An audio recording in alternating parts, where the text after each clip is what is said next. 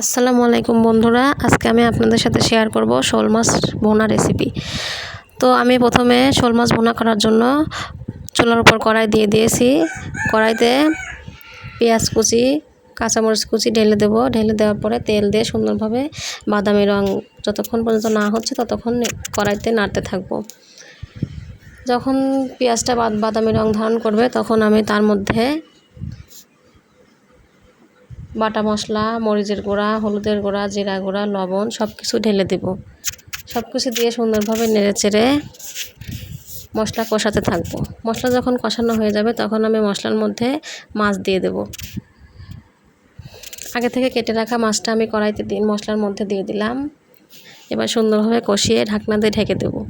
ঢাকনা দিয়ে ঢেকে আমি 5 মিনিটের মতো কষিয়ে নেব। 5 মিনিট কষানোর পর আমি বারবার নেড়েচেড়ে আবারও ঢাকনা দিয়ে ঢেকে দেব। ঢাকনা দিয়ে ঢেকে দিয়ে 5 মিনিট সুন্দরভাবে কষিয়ে নেব। আমার মশলা কষানো হলে আমি তার মধ্যে ঝোল দিয়ে দেব। ঝোল দিয়ে আমি আবারও 10 মিনিট জাল করে নেব। বন্ধুরা, আজকে বৃষ্টি হচ্ছে, বৃষ্টির মধ্যেই আমি শোল মাছ রান্না করছি। 10 মিনিট জাল করা হয়ে গেলে আমি কড়াই থেকে নামিয়ে নেব।